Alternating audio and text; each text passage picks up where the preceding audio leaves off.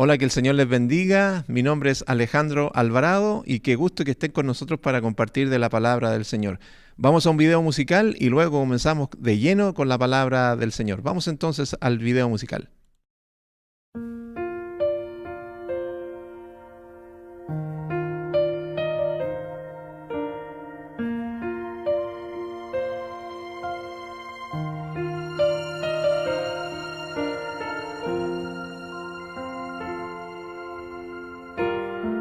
Broken dreams and shattered expectations.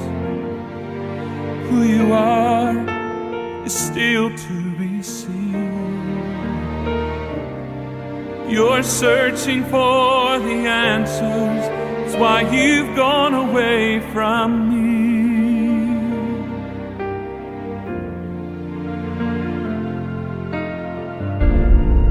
It's hard to understand why you chose to go. In our heart, there's so much we don't know. Out there among the darkness, that's no place to learn to grow. I wish you could know that I'll be waiting for you to come back home again. I'll be waiting for you. I will forgive all your sin. Where you're at, it's not too far. I can meet you where you are. I'll be waiting for you. Oh. So if you're tired of walking in the night and you feel like there's no hope inside, remember the road that you walked on will lead you back home. Please come home.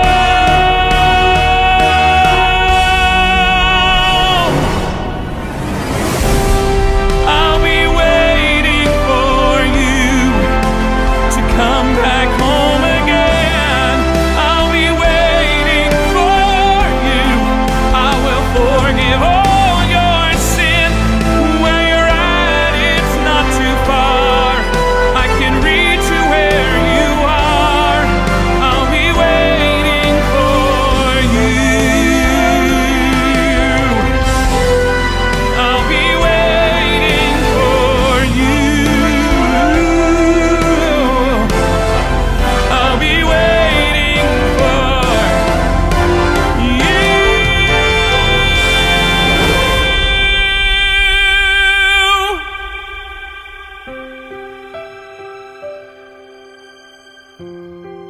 I'll be waiting for you.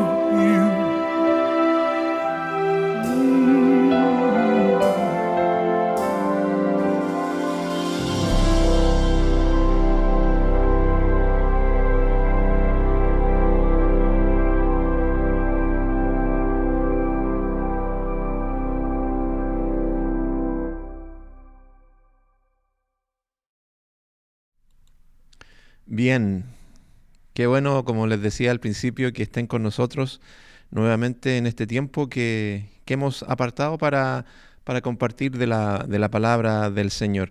Yo en otras ocasiones le he dicho, yo no soy un teólogo, un exegeta ni nada por el estilo. Simplemente hemos apartado este tiempo para poder compartir de la palabra del Señor con ustedes de una manera simple, de una manera como yo le digo, por encima. O sea, no nos vamos tanto en la profunda ni comenzamos a hacer cosas tan como lo hacen grandes maestros que estudian la palabra, sino que tratamos de tener este tiempo en un nivel en el cual todos puedan entender. Y no lo digo con el sentido de que, de nuevo, que yo soy un gran predicador ni nada por el estilo. Simplemente uno trata de hacer esto de una manera simple para que todos podamos entender lo que el Señor tiene para nosotros. Entonces, espero que sea de bendición para todas las personas que nos ven y le damos las gracias por todo este tiempo de seguirnos y de compartir nuestras transmisiones. Simplemente les doy las gracias por esto. Ya nosotros terminamos el libro de Primera de Juan y obviamente que uno ya se está preparando para compartir diferentes temas, pero yo en un principio cuando comenzamos a hablar y tomar, mejor dicho, la carta de la primera carta de Juan, lo hicimos por un motivo puntual. Una de las cosas que el Señor hace varios meses ya ha venido hablando a mi corazón es el tema principal de que la iglesia del Señor, que uno de los problemas grandes que tiene, y lo digo con todas sus letras, grandes, un problema grande que la iglesia del Señor tiene es que ha distorsionado la imagen de Dios. Lamentablemente tomamos a Dios de una manera que muchas veces las Escrituras no lo muestran de esa forma. Muchas veces tomamos a Dios de una manera en el cual o nos cargamos para un lado muy negativo, o sea, Dios es muy severo, es muy castigador y está ahí presto para levantarse con poder sobre nuestras vidas porque cometimos un pecado. Entonces, ese Dios que nosotros no hemos construido a base de experiencias, a base de malas enseñanzas muchas veces, y lo digo y lo digo muy personalmente. Entonces no hacemos ese Dios que, como yo les decía, que está ahí listo para pegarnos el golpe porque nos equivocamos. Entonces tenemos esa imagen de Dios que cometimos un pecado, entonces Él salta ahí, ese Dios salta y nos castiga. Entonces estamos muy cargados a lo negativo o estamos muy cargados a lo positivo, en donde Dios todo lo perdona y Dios es bueno y hacemos lo que queramos y no hay problema. Entonces, estas cosas nos han traído conflictos en las iglesias. De hecho, hay muchas cosas que uno ve en las redes sociales que lamentablemente son tristes de ver porque muchas veces esto de incluso de ser bien light, bien pasivo, bien así suave con este Dios, o como se ha construido un Dios bien light, obviamente que trae problemas y yo les decía, de repente uno ve en las redes sociales cómo hay personas que uno los observa y uno dice, ¿ese es el Dios de la Biblia realmente? ¿Así es como Dios funcionaría? Entonces, de nuevo, cuando gente que ve eso salta y se va al otro extremo, entonces yo creo que uno tiene que encontrar, obviamente, el camino correcto con respecto a esto. Y por eso nació y surgió todo este estudio de que tomamos la primera carta de Juan. Y yo les decía también de que no se trata de haber tomado la carta de Juan por una razón específica, porque Juan nos muestra a Dios de una manera, ¿no? Su palabra nos enseña y nos muestra a Dios de una manera. Entonces,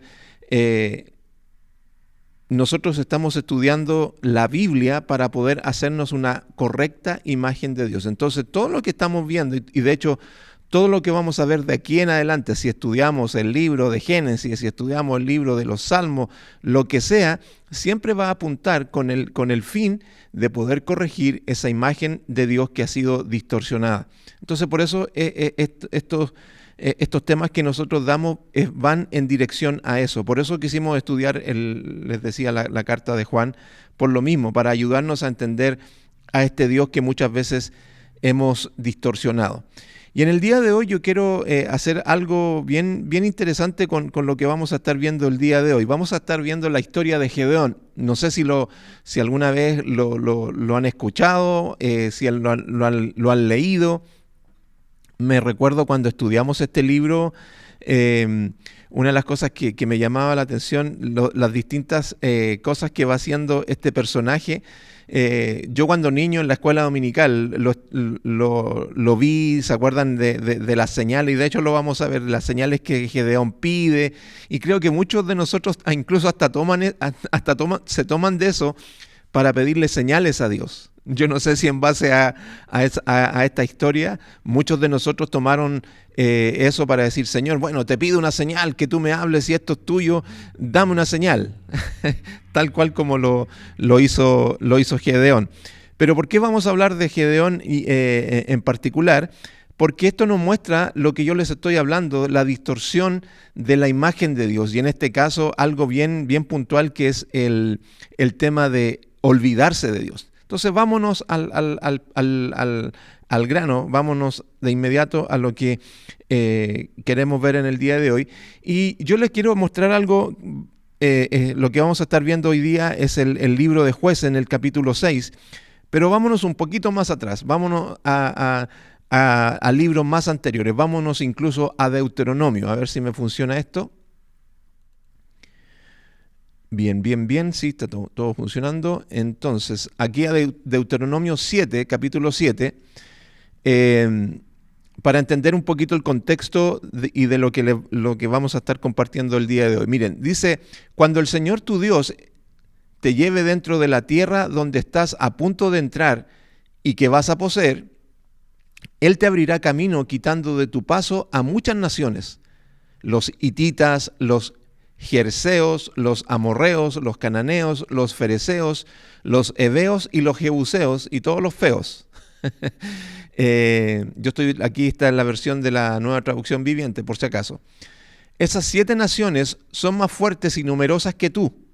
Cuando el Señor tu Dios las entregue en tus manos y las conquistes, debes destruirlas por completo. Esa es la instrucción que Dios le está dando al pueblo de Israel. Está hablando a través de Moisés. Debes destruirlas por completo. No hagas tratados con ellos ni les tengas compasión. No te unas en matrimonio con su gente. No permitas que tus hijas ni tus hijos se casen con los hijos o las hijas de esas naciones, porque ellos harán que tus hijos y tus hijas se aparten de mí para rendir culto a otros dioses. Entonces el enojo del Señor arderá contra ti y pronto te destruirá. Esa es la advertencia. Esa es la advertencia que Dios le está dando al pueblo de Israel en el libro de Deuteronomio. Entonces ya pasado varios libros o varios años, llegamos al libro de Jueces, porque obviamente sabemos que el sucesor de Moisés fue Josué. Entonces, antes de este libro de Jueces tenemos a Josué como el que toma el mando después de Moisés y conquistan la ciudad de Jericó y todo el tema, y luego llegamos al libro de Jueces. Entonces, con ese contexto que acabamos de ver, de lo que Dios le dice al pueblo de Israel a través de Moisés que no debían hacer, de juntarse con estas personas, de ni siquiera que sus hijos y sus hijas se casaran con alguna persona de estas naciones, porque iban a adoptar todas las cosas que ellos tenían, Dios les advierte. Entonces ahora con ese contexto vámonos a lo que vamos a estar viendo en el libro de los Jueces, pero más específicamente veamos algunos detalles en algunos capítulos anteriores al capítulo 6, que es donde está nuestra historia del día de hoy de Gedeón. Pero vámonos al capítulo. A ver si aquí. Ya. Jueces capítulo 2, del 10 al 15, dice, después de que murieron todos los de esa generación, incluido Josué, dice, creció otra que no conocía al Señor ni recordaba las cosas poderosas que Él había hecho por Israel. Esto es muy triste y esto es muy fuerte. Entonces se levantó una generación, como dicen otras versiones, que no conocía al Señor. Los israelitas hicieron lo malo a los ojos del Señor y sirvieron a las imágenes de Baal, lo que le había advertido en lo que acabábamos de leer en Deuteronomio. Los israelitas hicieron lo malo y sirvieron a las imágenes de Baal. Abandonaron al Señor, Dios de sus antepasados, quien los había sacado de Egipto. Siguieron y rindieron culto a otros dioses, los dioses de los pueblos vecinos. Y así provocaron el enojo del Señor. Abandonaron al Señor para servir a Baal y a las imágenes de Astoret, lo cual hizo que el Señor ardiera en enojo contra Israel y que los entregara en mano de los saqueadores, quienes les robaron sus posesiones, los vendió a los enemigos que tenían a su alrededor y ya no podían vencerlos. Cada vez que los israelitas salían a la batalla, el Señor peleaba en contra de ellos e hizo que sus enemigos los derrotaran tal como Él les había advertido. Y el pueblo estaba muy angustiado. Entonces ¿se dan cuenta? Se dan cuenta acá que el problema fue que hicieron todo lo contrario de lo que Dios les había advertido al pueblo en el libro de Deuteronomio e incluso en otras partes del libro del Éxodo. Vemos cuando ya comienza la historia de Moisés y luego ya en los siguientes libros siempre Dios les está advirtiendo sobre el dejar a Dios en segundo lugar o olvidarse de Dios. O sea, incluso cuando hablábamos el tema de la imagen de Dios, no hacerse imágenes de otras cosas que suplantaran el lugar de Dios. Lo que hablábamos la semana pasada sobre los ídolos, el lugar que ocupan los ídolos en nuestras vidas cuando ponemos esas imágenes, sea cual sea, y lo hablábamos la semana pasada o la vez pasada, en donde cuando tú reemplazas a Dios, te comienzas a convertir en lo que tú adoras. Y tal cual como tomábamos de lo que decía Calvino, que Calvino decía que nosotros somos una fábrica de ídolos. Entonces, cuando nosotros sacamos a Dios de la ecuación o del centro, obviamente que pasa lo que estamos viendo acá en lo que acabamos de leer. Entonces, ahora vamos a ver algunos, como les decía, unos detalles de lo que nos muestra este libro de Jueces. Por ejemplo, en los capítulos 2, y ya lo vimos, 3 y 4, decía que los israelitas hicieron lo malo a los ojos del Señor y sirvieron a las imágenes de Baal. Después en el capítulo 3, versículo 7, dice lo mismo: los israelitas hicieron lo malo a los ojos del Señor, se olvidaron del Señor su Dios y sirvieron a las imágenes de Baal y a los postes dedicados a la diosa Acera. Fíjense ese detalle, capítulo 3, versículo 7, a Baal y a los postes dedicados a la diosa Acera. Postes dedicados a la diosa Acera. Recuerden esa frase, postes dedicados a la diosa Acera, porque lo vamos a ver en la historia de Gedeón. Después en el capítulo 3 también, versículo 12, de nuevo los israelitas hicieron lo malo a los ojos del Señor y por la maldad de ellos el Señor les dio dominio sobre Israel al rey de Eglón de Moab.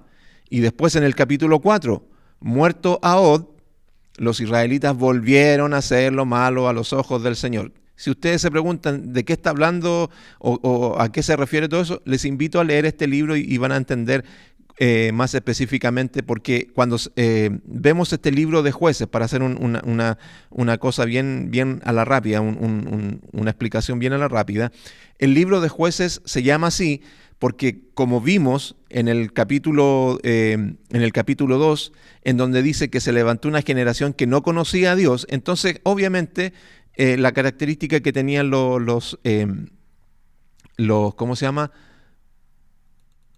La característica que tenían los israelitas era hacer lo malo delante del Señor. Entonces, ¿qué es lo que hizo el Señor en ese tiempo?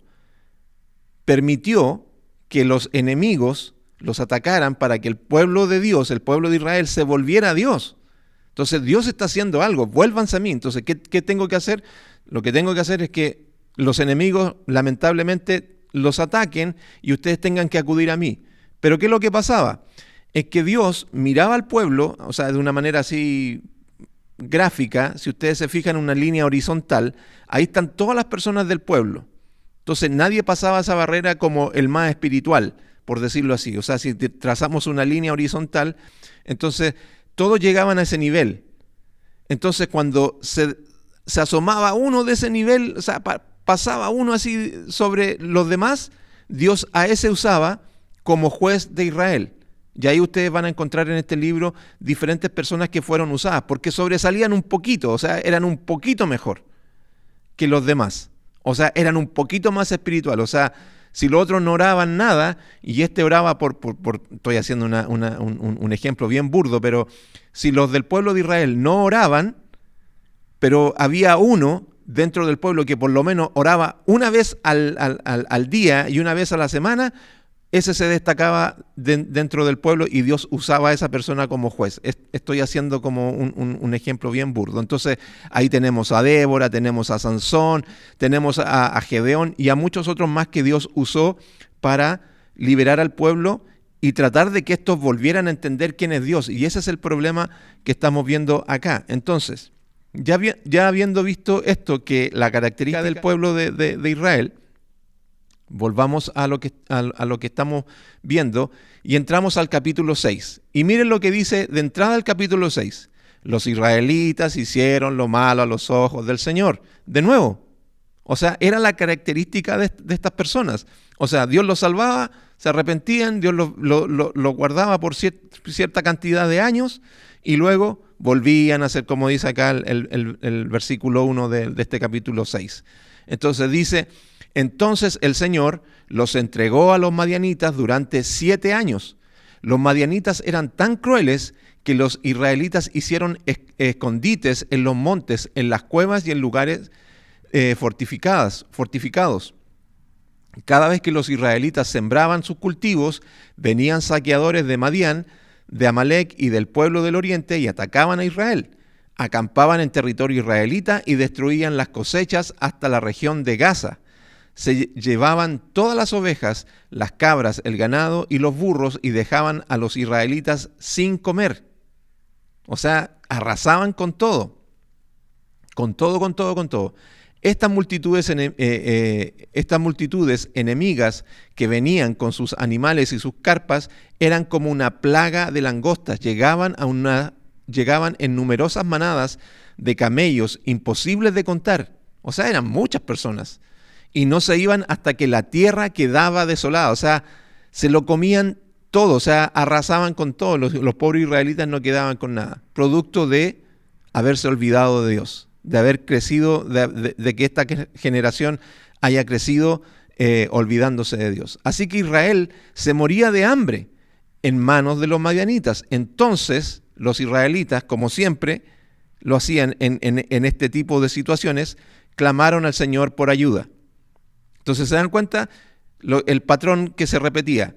Los atacaban estos pueblos enemigos, los israelitas se arrepentían, pedían ayuda, Dios los ayudaba para que estos se volvieran a Él, pero después cuando ya estaban bien, volvían a cometer los errores. Ahora, miren, fíjense un detalle acá, porque aquí en esto que acabamos de leer, en esta última parte, cuando dice que los israelitas clamaron al Señor por ayuda, miren la respuesta que Dios les da a ellos. No es una respuesta que Dios les está diciendo: ok, los voy a ayudar, listo, voy a mandar a mis guerreros, voy a mandar a mis ángeles, Miren la respuesta que les da Dios a los israelitas. Versículo 7. Cuando clamaron al Señor a causa de Madián, el Señor les envió un profeta, quien dijo al pueblo de Israel: esto dice el Señor, Dios de Israel: yo te saqué de la esclavitud de Egipto, te rescaté de los egipcios y de todos los que te oprimían, expulsé a tus enemigos y te di de sus tierras. Te dije: yo soy el Señor tu Dios, no debes rendir culto a los dioses de los amorreos, en cuya tierra ahora vives, pero no me hiciste caso. Después el ángel del Señor vino y se sentó debajo del gran árbol de Ofra que pertenecía a Joas, del clan Abieser, y Gedeón, hijo de Joás, estaba trillando trigo en el fondo de un lagar para esconder el grano de los madianitas. Entonces el ángel del Señor se le apareció y le dijo: guerrero valiente, el Señor está contigo. Entonces, desde el versículo 11 en adelante, donde entramos directamente a la historia de Gedeón. Pero fíjense del 7 al 10, en donde Dios le está diciendo al pueblo de Israel.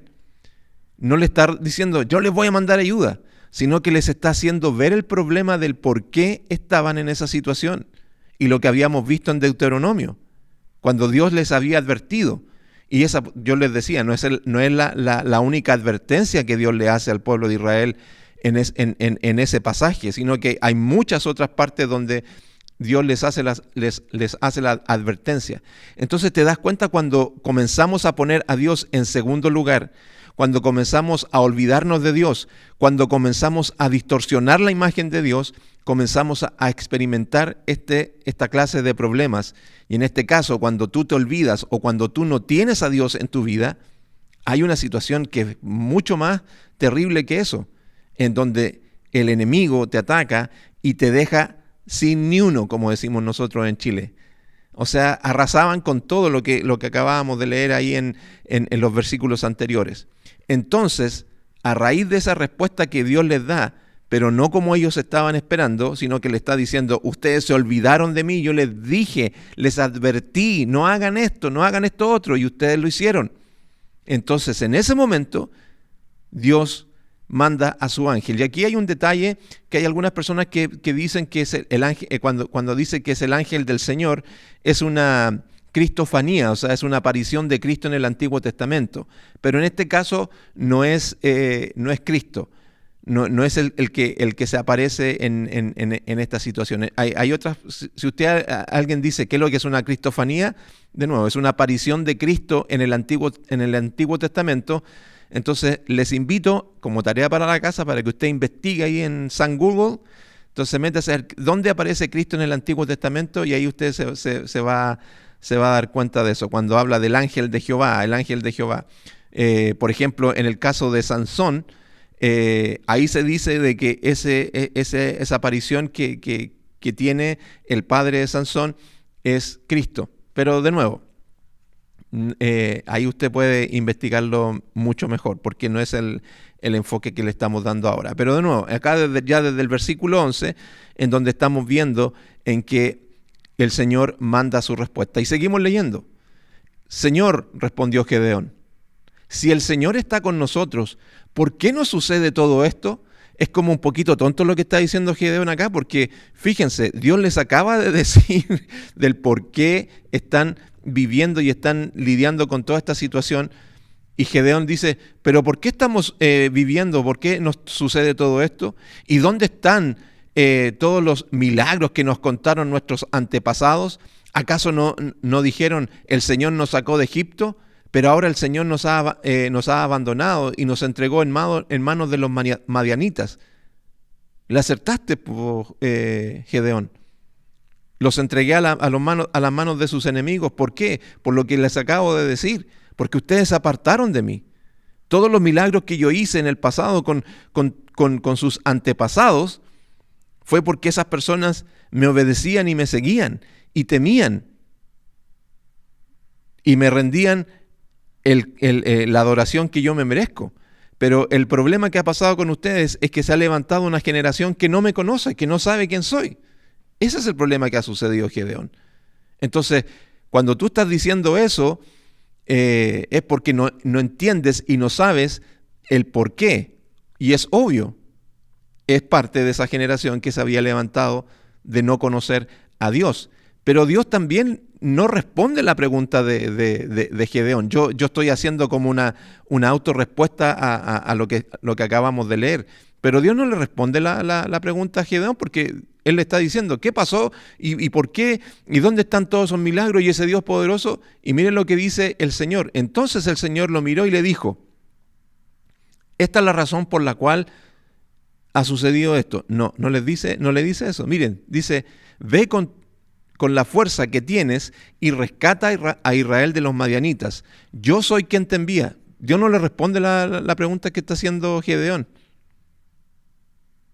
Ni siquiera le responde lo que está preguntando Gedeón, sino que lo envía, lo manda, lo está diciendo con esa fuerza, con esa pachorra, con esa prepotencia que tú quizás me estás preguntando, ¿dónde está ese Dios? Esa misma fuerza, anda y aplícala en lo que yo te estoy mandando a hacer. Entonces dice el Señor, aquí dice Gedeón, pero Señor, respondió Gedeón, y aquí vamos a ver los detalles interesantes de Gedeón. ¿Cómo podré yo rescatar a Israel? Mi clan es el más débil de toda la tribu de Manasés. ¿Se recuerdan de que en la tierra prometida se repartieron las tierras en el libro de Josué y estaban divididos por las tribus? Entonces Gedeón dice, mi clan es el más débil de toda la tribu de Manasés. En otras versiones dice, es el más pobre. Cuando está refiriéndose a débil, es el más pobre. Entonces dice, y yo soy el menor, y yo soy el de menor importancia en mi familia. O sea, se está tirando para abajo. O sea, Dios lo está mandando y él se está opacando solo, así como, no, que yo no puedo, que aquí, ella. O sea, igual que nosotros. El Señor le dijo, yo estaré contigo y destruirás a los madianitas como si estuvieras luchando contra un solo hombre. Entonces, yo creo que todas estas palabras para Gedeón, de nuevo, es una generación, recuerden esto, es una generación que ha crecido sin conocer a Dios.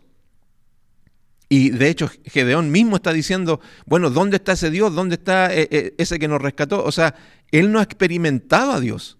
¿Por qué? Porque el pueblo se ha apartado. Entonces, seguimos leyendo. Si de verdad cuento con tu favor, respondió Gedeón, muéstrame una señal para asegurarme de que es realmente el Señor quien habla conmigo. Ya empezó a pedir señales, como yo les decía al principio. No te vayas hasta que te traiga mi ofrenda. Él respondió, aquí me quedaré hasta que regreses. Es lo que le responde el Señor a Gedeón.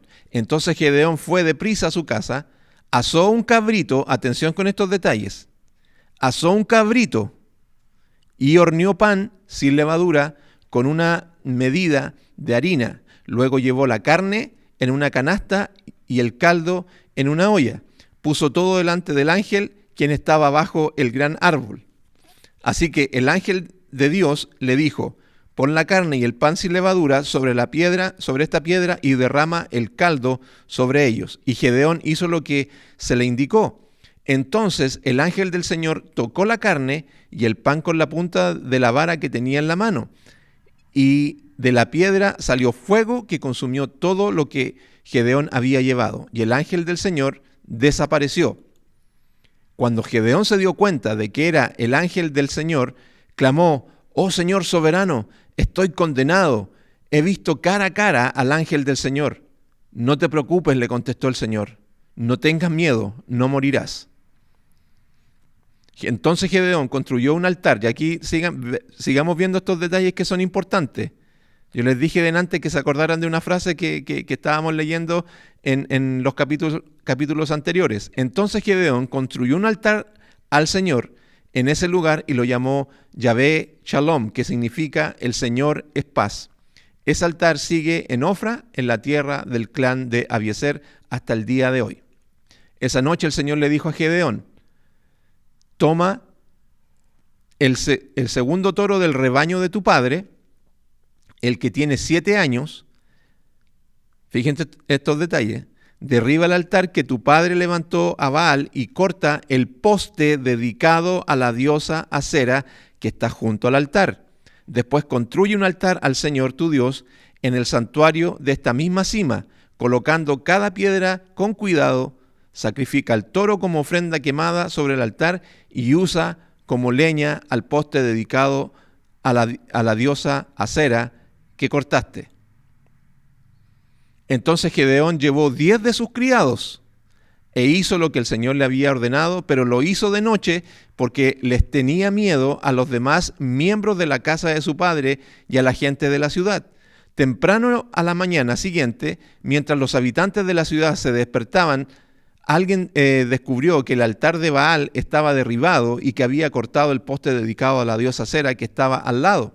En su lugar se había construido un nuevo altar y sobre ese altar estaban los restos del toro que se habían sacrificado. Los habitantes se preguntaban unos a otros, ¿quién hizo esto? Y después de preguntar por todas partes y hacer una búsqueda cuidadosa, se enteraron de que había sido Gedeón, hijo de Joás.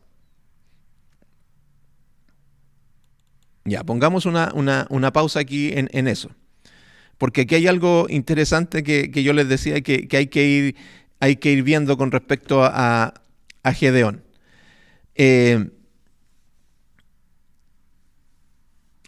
De partida, es un hombre temeroso, es un hombre que no sabe cómo funciona Dios, porque de nuevo decíamos que es una persona que ha crecido como esta generación que no tenía idea quién era Dios. Pero lo interesante de esto que vemos en estos versículos que acabamos de leer, que él empieza cuando Dios le dice, yo quiero que con esta fuerza, esta pachorra, este impulso, esta energía que tú tienes, tú vayas y hagas lo que yo te estoy mandando a hacer, de que rescates al pueblo del dominio de estos enemigos, de los madianitas. Entonces, Gedeón empieza, no, pero es que yo soy del clan más débil, de la tribu de Manasés, y yo soy el miembro menos importante, y como decíamos, empieza a tirar para abajo, y esa palabra débil en otras traducciones habla de que no es débil, es pobre. Entonces le está diciendo, no, yo soy muy pobre, yo no tengo dinero, entonces no puedo hacer mucho, y todo el tema. Pero cuando empezamos a ver los detalles acá, cuando Dios le pide hacer este holocausto y hace esta comida, este caldo, y prepara ese cabrito, o sea, cuando ustedes estudian el Antiguo Testamento sobre los sacrificios, por ejemplo, cuando una familia no era de una economía buena, o sea, no tenían muchos recursos y tenían que hacer un sacrificio, obviamente que el sacrificio tenía que ser un animal, un cordero, en este caso ahí en el Antiguo Testamento lo describe. Pero cuando tú no tenías dinero porque no contabas para criar animales, tú lo que tenías que hacer era ir con una paloma, que era lo más económico. Y si no tenías eso, ya con cereales, con comida, en este caso. Entonces, cuando nosotros analizamos a Gedeón, vemos que él prepara un caldo y prepara un cabrito. Entonces tenía un cabrito, o sea, un animal para preparar comida. Después Dios le dice, toma al segundo toro que tú tienes del rebaño, al segundo toro que tú tienes del rebaño, y prepara un altar para mí. O sea, tenía bueyes, tenía toros, tenía vacas, o sea, tenía ganado Gedeón. O sea, era una persona que cuando empezamos a analizarlo no era pobre, porque si tenía un cabrito para hacer un caldo, si tenía un toro para hacer ahí me están dando el que estoy en lo correcto, si tenía un toro para hacer un holocausto, entonces vemos que no era una persona que era pobre. O sea, no era el más débil de la tribu de Manasés. O sea, aquí estamos viendo a un hombre que está mintiendo en lo que él está diciendo. O sea, era una persona que tenía dinero. De hecho, Dios le dice a Gedeón, destruye ese poste que tú tienes, que construyó tu padre. O sea, en la casa de su padre, ellos tenían la diosa Acera y le habían construido un poste. Entonces, para hacer eso, tú tenías que tener dinero. E incluso, ¿qué es lo que hace Gedeón? Que toma a 10 de sus criados. O sea, tenía criados. O sea, entonces, repasemos. Tenía cabritos para hacer un caldo, tenía un toro para hacer un sacrificio, tenía un ídolo y un poste en su propia casa, y tenía criados. ¿Qué significa eso?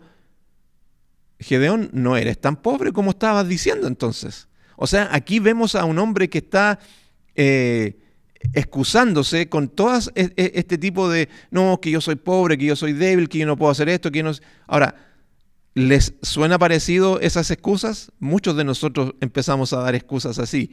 De hecho, también me hace pensar en lo que le decía Moisés a Dios cuando quiero que vayas al pueblo y le digas esto, y libertes a mi pueblo. Y que no, que yo soy tartamudo, que yo no puedo hablar. Y Moisés empieza a poner un montón de excusas. O sea, si nosotros somos capaces de criticar a Gedeón y a Moisés, creo que estamos muy equivocados, porque nosotros nos parecemos bastante en cómo nosotros funcionamos. Entonces seguimos. Vemos este detalle, o sea, de que es un hombre que tiene posesiones, que tiene dinero. O sea, no es cualquier persona. Gedeón no es cualquier personaje. De hecho, cuando él está escondido ahí guardando el trigo para que no se lo robaran sus enemigos, probablemente este era un lugar donde le pertenecía a él.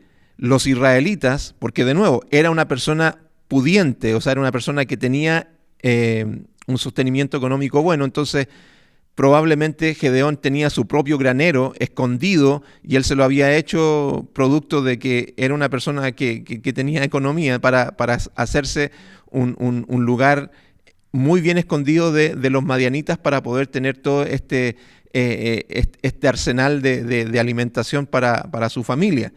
Entonces, los otros pobres israelitas que no se comparaban a Gedeón en cuanto a la economía, obviamente que tenían que hacerlo de una manera ya conjunta con otras personas, o sea, en guardarse en lugares más comunitarios. Gedeón probablemente tenía sus propiedades y él lo hacía de una manera individual, o sea, no se juntaba con el resto de las demás personas porque él tenía dinero para hacerlo. Entonces, no vemos a una persona que es débil, que es pobre, no, aquí vemos a una persona que tenía recursos. Pero miren, decíamos que en este caso Gedeón estaba mintiendo porque si él decía que él era pobre y después vemos que no lo era así, ¿de dónde viene todo? ¿De dónde viene toda esa esas mentiras? Y lo vamos a ver ahora en los siguientes versículos. Fíjense. Entonces, recuerden, destruye la diosa Acera, saca el poste, hace el altar, después el pueblo encuentra ese altar hecho y los restos del toro ahí quemado, y esto es lo que dice los siguientes versículos. La gente sale y dice, saca a tu hijo, le exigieron a Joás. Joás es el padre de Gedeón. Los hombres de la ciudad. Tendrá que morir por haber destruido el altar de Baal y haber cortado el poste dedicado a la diosa Acera. Preocupados por lo que había hecho Gedeón, había destruido su dios, el dios, la diosa Acera y este poste que era tan importante para ellos. De nuevo, era una generación que se había olvidado de Dios. Y miren lo que dice el padre de Gedeón. Sin embargo, Joás gritó a la turba que le enfrentaba. ¿Por qué defienden a Baal? ¿Acaso abogarán por él? Todo el que defienda su causa será ejecutado antes del amanecer. Si de verdad Baal es un dios, que se defienda a sí mismo y destruya al que derribó su altar. A partir de entonces Gedeón le llamaron Jeroboal, que significa que Baal que Baal se defienda a sí mismo porque él destruyó el altar de Baal. Ahora, es interesante lo que dice el papá de Gedeón, porque suenan palabras como bien importantes y como bien wow, así como lo que está diciendo el padre de Gedeón. Porque él está diciendo, ¿por qué defienden a Baal? ¿Acaso abogarán por él? O sea, como que él está tomando a Baal y está diciendo, ¿y qué tanto se están preocupando por este Dios falso? Y lo adoran y todo eso. ¿Y dónde estaba esa estatua? ¿Dónde estaba ese poste puesto? Estaba puesto en la casa del padre de Gedeón, o sea, de este hombre. Este hombre había construido, junto con su siervo y otras personas, esta imagen de la diosa Acera y este poste que estaba dedicado a Baal. Entonces, de nuevo, el mismo patrón que tiene Gedeón lo viene sacando de su padre, un hombre mentiroso. Él también se había olvidado de Dios, pero sale aquí con toda pachorra diciendo así como, a ver, ¿quién se atreve aquí a defender a Baal? Y todo el tema como, oh, wow, como que sacó el cristiano que tenía olvidado, por decirlo así. Y la verdad es que era de la misma calaña el padre de Gedeón. O sea, él también era un adorador de Baal y de Acera y de todos los otros dioses. Se había olvidado también de Dios. Tenía ese altar en su casa. Entonces, de nuevo, es interesante lo que está sucediendo en esta situación. Sigamos leyendo. Poco tiempo después, los ejércitos... A ver, déjenme ver un poquito aquí, sacar esto. Y... A ver. Ahí sí. Estaba... Ahí volvimos. Ya. Listo. De repente la tecnología nos pilla. Entonces dice acá. Poco tiempo después los ejércitos de Madián, de Amalec y del pueblo del oriente formaron una alianza contra Israel, cruzaron el Jordán y acamparon en el valle de Jezreel. Entonces el Espíritu del Señor vistió a Gedeón de poder. Gedeón tocó el cuerno de carnero como un llamado a tomar las armas, y los hombres del clan de Abiezer se le unieron. También envió mensajeros por todo Manasés, Aser, Zabulón y Neftalí, para convocar a sus guerreros, y todos ellos respondieron. Después Gedeón le dijo a Dios: y aquí donde empiezan las señales. Si de veras vas a usarme para rescatar a Israel como lo prometiste, demuéstramelo de la siguiente manera. Y aquí Gedeón le pone condiciones a Dios. Esta noche pondré una lana de oveja en el suelo del campo de trillar. Si por la mañana la lana está mojada con el rocío, pero el suelo está seco, entonces sabré que me ayudarás a rescatar a Israel como lo prometiste. Y eso fue exactamente lo que sucedió cuando Gedeón se levantó temprano a la mañana. Cuando Gedeón se levantó temprano a la mañana siguiente, exprimió la lana y sacó un tazón lleno de agua. Luego Gedeón dijo a Dios: por favor, no te enojes conmigo, pero deja que te haga otra petición. Permíteme usar la lana para una prueba más. Esta vez que la lana se quede seca, mientras que el suelo alrededor esté mojado con el rocío. Así esa noche Dios hizo lo que Gedeón le pidió. A la mañana siguiente la lana estaba seca, pero el suelo estaba cubierto de rocío. Ya. Entonces, ¿se dan cuenta? Aquí es donde Gedeón le está pidiendo a Dios. O sea, aquí vemos a una persona que está desconfiando, o sea, dentro de todo. O sea, él de nuevo, a lo mejor uno puede decir, todo lo que ha vivido con Dios hasta el momento es como para motivarte, es como cuando uno critica al pueblo de Israel y uno dice, pero si vieron abrirse el mar, si vieron ver la nube que los protegía del sol en el día en el desierto, si veían la nube de fuego en la noche en el desierto, ¿cómo podían renegar a Dios? ¿Cómo podían pecar? ¿Cómo podían hacer todas esas cosas? Entonces, nosotros criticamos muchas veces al pueblo de Israel cuando nosotros somos exactamente igual, teniendo un conocimiento mucho mejor que el de Gedeón. Recuerden, Gedeón era de una generación que no conocía a Dios, no sabía cómo actuaba Dios, y Dios le está como no recordando, sino que se está mostrando poderoso en su vida para que entienda con quién está lidiando. De hecho, por eso Gedeón expresa cuando dice, estaba hablando con el ángel del Señor. O sea, no era para menos. Entonces, de nuevo, son nuevas experiencias para Gedeón. Muchos de nosotros vivimos y crecimos en la iglesia, venimos de la infancia conociendo al Señor. Quizás sí, como yo les decía al principio, hemos tenido quizás una mala imagen de Dios y la hemos distorsionado, pero cuando nos hablan de la vida cristiana, dentro de todo lo entendemos. Pero acá, recuerden, Gedeón había crecido sin conocer a Dios. Entonces, para él necesitaba estas señales.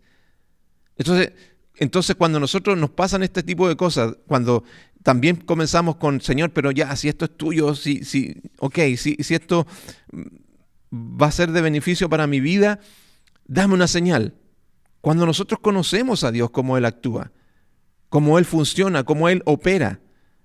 Pero Gedeón no. Entonces, no le busquemos tanta, o mejor dicho, no critiquemos tanto a Gedeón en este caso, porque él necesitaba eso.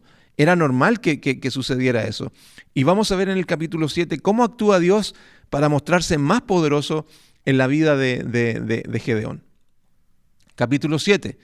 Entonces Jeroboam, es decir, Gedeón, y su ejército se levantaron temprano y fueron hasta el manantial de Arod, el campamento de los ejércitos de Madián. El campamento de los ejércitos de Madián estaba al norte de ellos, en el valle cercano de la colina de Moré. Entonces el Señor le dijo a Gedeón: ¿tienes demasiados guerreros contigo? Dijo que si dejo que todos ustedes peleen contra los madianitas, los israelitas se jactarán ante mí de que se salvaron con su propia fuerza. O sea, Dios está teniéndose cuidado en esta situación.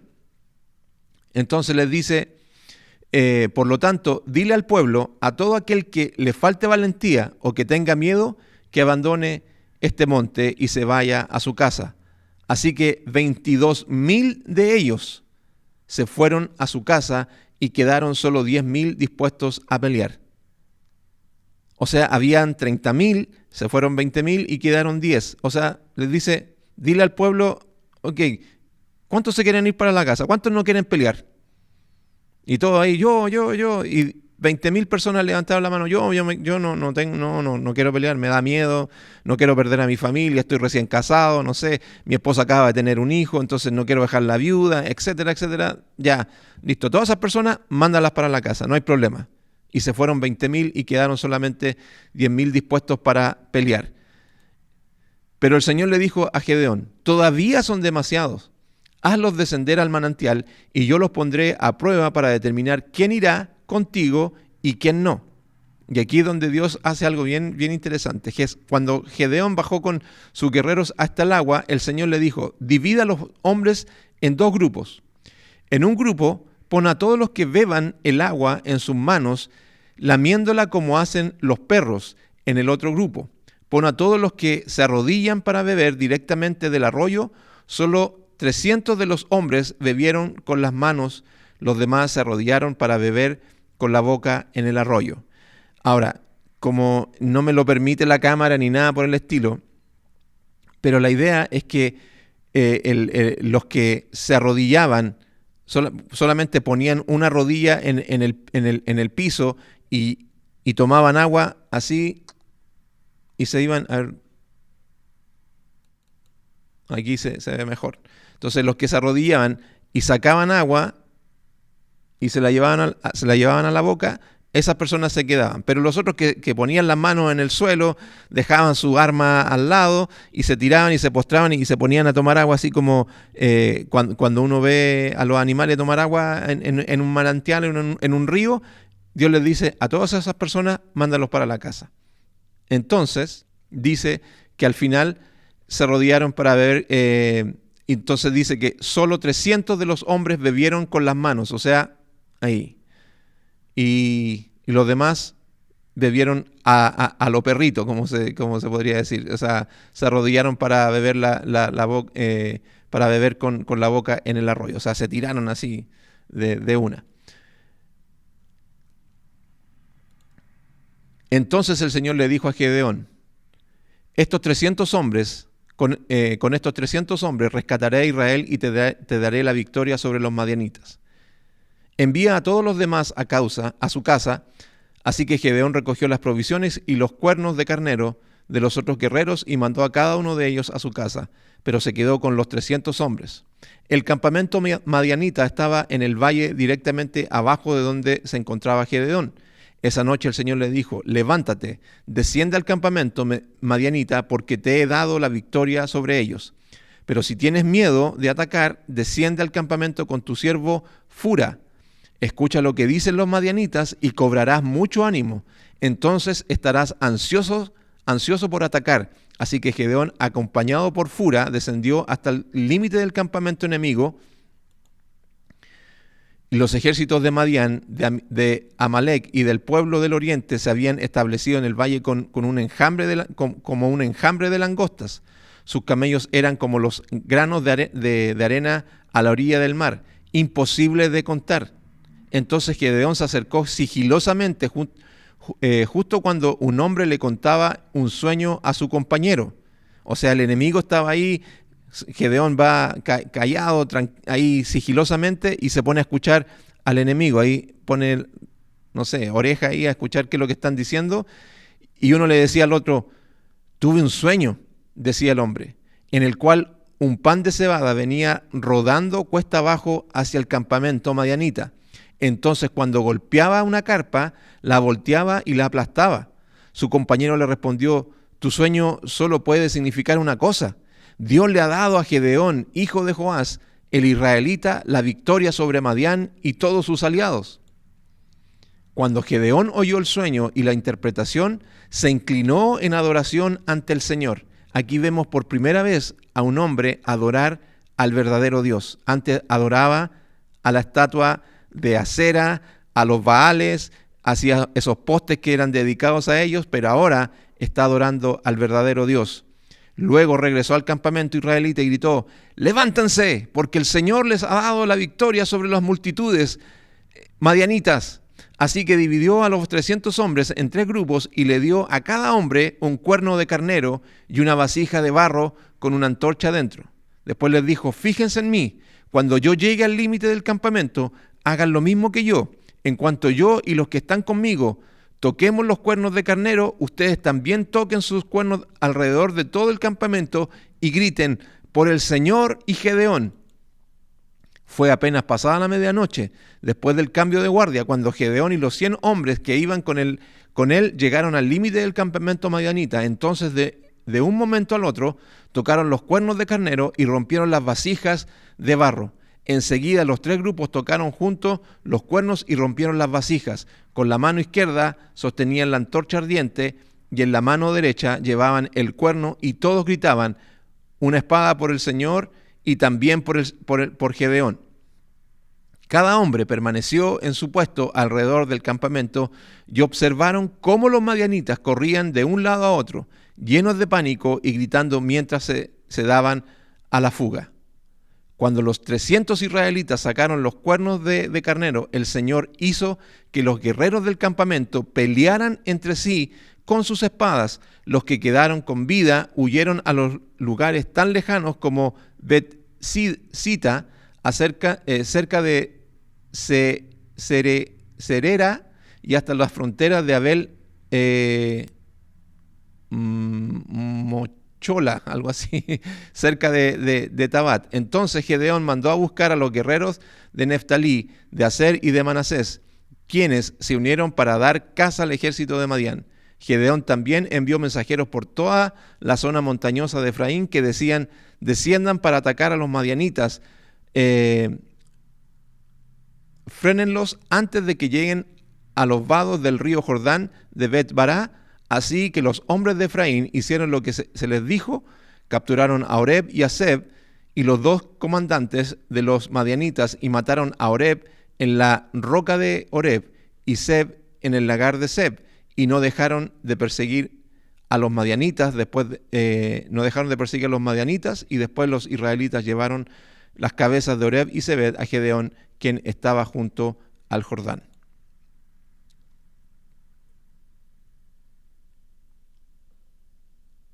A ver, déjenme ver aquí un detalle.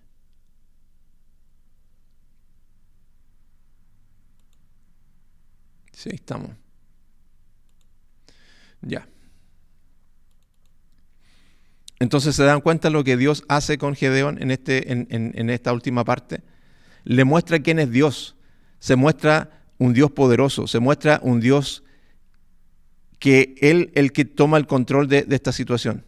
De hecho, si ustedes se fijan, lo único que hicieron estas personas fue gritar, encender unas antorchas, tocar un cuerno, y eso fue todo lo que ellos hicieron. Al final los remataron ya los que quedaban nomás. Un poco de gente que salió arrancando y huyendo, los que se salvaron. Pero al final Dios hace este milagro para hacerle ver al pueblo y a Gedeón cuán poderoso es Dios. Pero de nuevo, el problema que nosotros vimos desde un principio en esta situación que hemos podido ir analizando, que el problema principal que ha tenido esta gente en este libro, y bueno, y fue el problema puntual que tuvo el pueblo de Israel, que al final se fue al exilio, y cuando nosotros estudiamos en profundidad este tema del pueblo de Israel, al final siguieron pecando. Sí, de nuevo, al final era el patrón. O sea, Dios los salvaba, los rescataba por un cierto tiempo, y luego los israelitas volvían a cometer o volvían a apartarse del Señor y a vivir una vida de acuerdo a lo que ellos querían. Ahora, el Señor está haciendo con esta generación lo que muchas veces hace con nosotros, para mostrarse poderoso, para que nosotros nos demos cuenta de quién es este Dios. Pero yo les decía que el tema que nosotros tenemos es que muchos de nosotros venimos de iglesias cristianas en donde hemos visto la mano poderosa del Señor. Muchas veces nosotros hemos visto en cosas muy sencillas, muy simples, y yo creo que no podemos decir que no a esto. muchos de nosotros hemos experimentado, por ejemplo, el milagro del galón de gas. En Chile se manejan estos galones de gas y bueno, creo que en muchas partes del mundo, en donde con eso se cocina, uno conecta la cocina a ese galón de gas y no sé cómo se llaman en otros lugares, pero así es como se conoce ese material para cocinar en Chile, en donde muchas personas han visto que le toman el peso a ese galón y saben que está vacío, pero sigue produciendo gas. Y uno dice, pero ¿cómo sigue produciendo gas si está vacío? Porque el poder de Dios y en su misericordia y en su gracia nos sigue dando hasta que podemos tener el dinero de comprar un galón nuevo y el Señor nos ha bendecido en todo ese tiempo que estuvimos cortos de dinero para poder comprar ese galón. Y hemos visto esos milagros, y estoy hablando de un milagro quizás sumamente pequeño o milagros poderosos donde el Señor nos ha sanado de alguna enfermedad y hemos visto cómo el Señor nos ha abierto puertas, cómo el Señor nos ha llamado, cómo el Señor ha hecho en nuestra vida milagros poderosos en donde nosotros sabemos que es el Señor. Pero incluso en ese detalle nosotros nos hemos olvidado de Dios y nos hemos apartado de Dios. Lo que yo te quiero decir en esta hora, que cuando tú sacas a Dios de tu vida, andarás perdido como le pasó a este pueblo. Cuando tú tomas a Dios y lo sacas de tu vida queda en una oscuridad en la cual lo podemos ver en el pueblo de Israel, en este libro de Jueces. Tómate un tiempo y te invito a leer este libro con tranquilidad. Los últimos capítulos son terribles.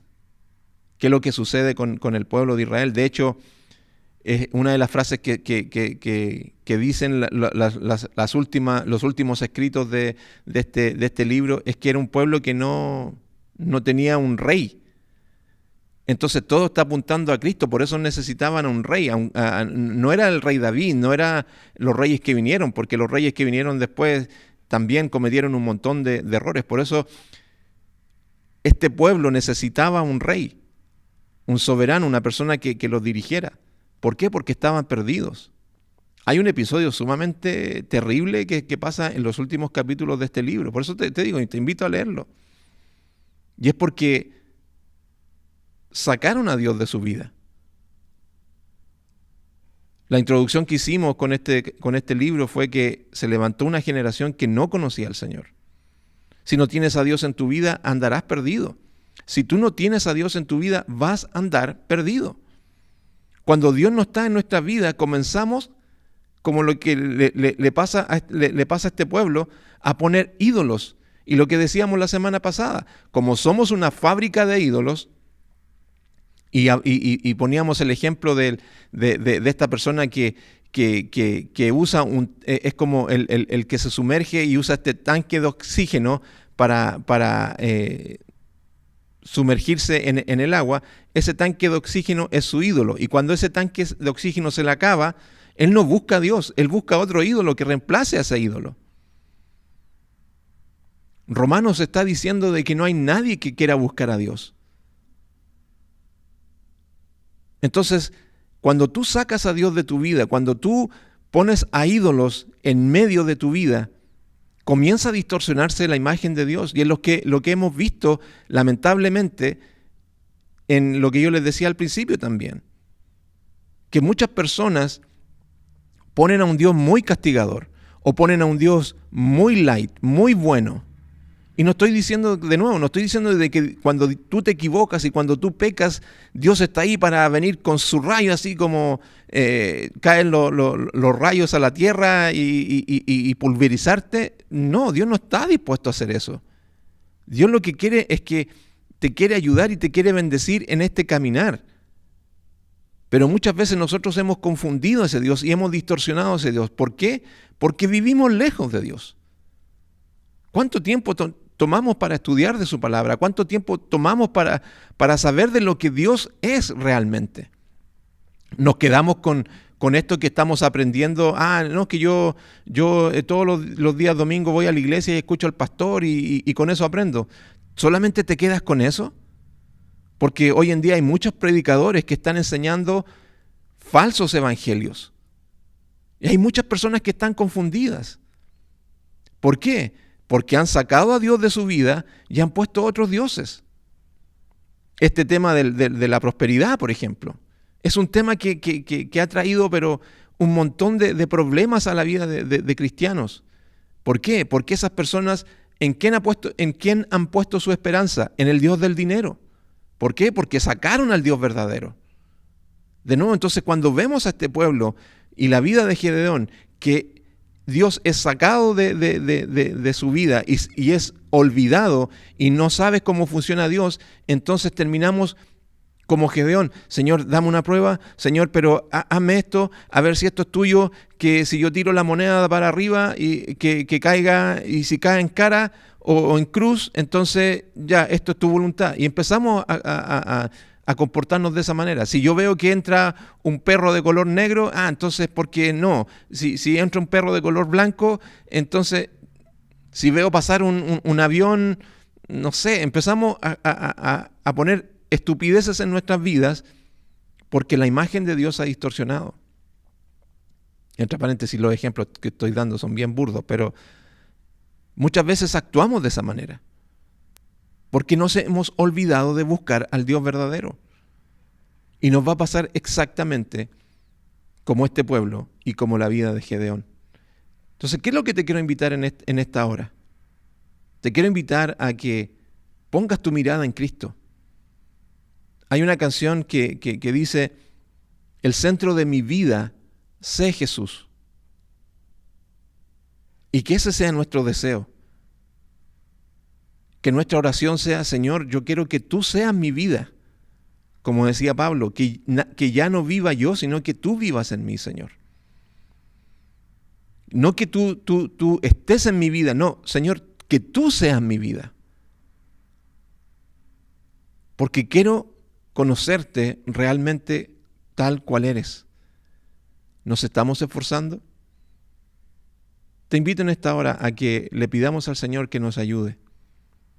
Y si tú no conoces a este Dios verdadero, de nuevo, estás como este pueblo perdido.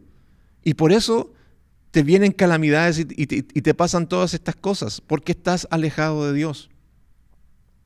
Yo no te estoy vendiendo un evangelio de la prosperidad con decirte, si tú te acercas a Dios, se te van a solucionar los problemas. No te estoy diciendo eso.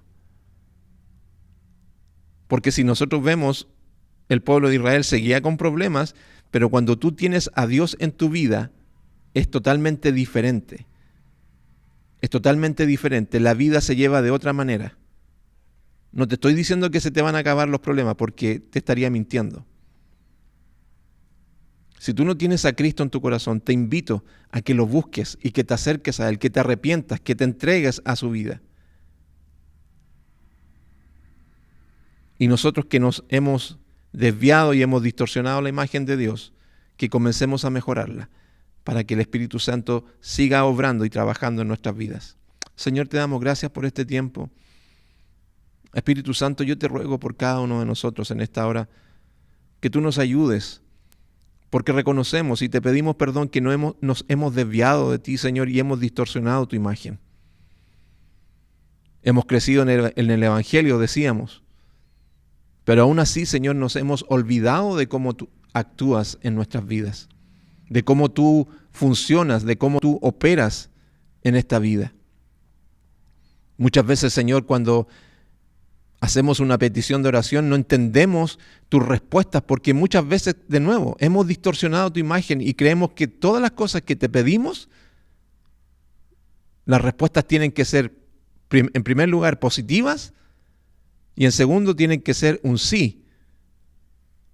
Cuando no entendemos muchas veces que tú también funcionas diciéndonos no o espera, y así también es tu voluntad, y como dice Romanos, es buena, es agradable y es perfecta. Ayúdanos, Señor, a corregir esta mala imagen que hemos construido de ti en nuestras vidas. Danos la pasión, el deseo, el amor por estudiar tu palabra, porque cuando estudiamos tu palabra, te conocemos mejor a ti, Señor. Yo te ruego que tú bendigas, Señor, a cada uno de mis hermanos en esta hora. Y al que no te conoce, que se topó con nosotros en esta transmisión, Espíritu Santo, toca su corazón para que pueda derramarse en arrepentimiento y creer en ti, y hoy día pueda conocer al Dios verdadero y su vida comience a tener un orden y tener una dirección correcta en este caminar. Yo te ruego en el nombre de Jesús, bendice esta palabra. Te doy gracias, Señor. Amén y amén. Bien, hermanos, que el Señor les bendiga. Ya la próxima semana, ahí Dios mediante, estaremos viendo qué estaremos haciendo, pero como yo les decía al principio, todo es en propósito a mejorar y a corregir la mala imagen que hemos construido de Dios en nuestras vidas. Entonces, todo lo que veamos de aquí en adelante es en esa dirección. Así que no se olvide de estar compartiendo esta transmisión, este video. También váyase a la página de YouTube y ahí también nos dé un me gusta y que también podamos ahí estar creciendo en publicaciones, en me gustas, para que, como dicen los entendidos, el algoritmo de YouTube también pueda promocionar el video, no para monetizar este ministerio, absolutamente para nada, porque no es la intención, sino de que otras personas también puedan conocer al Señor. Esa es nuestra intención. El propósito de esto es que personas conozcan a Cristo y puedan también recibir de la salvación. Y los que somos cristianos, aprender un poquito más y mejorar nuestro entendimiento acerca del Señor. Que el Señor les bendiga. Gracias por el me gusta, gracias por compartir, gracias por estar con nosotros. Que el Señor les bendiga. Nos vemos la próxima semana o la próxima oportunidad que vamos a estar ahí transmitiendo junto a ustedes. Nos vemos. Que estén bien. Chao.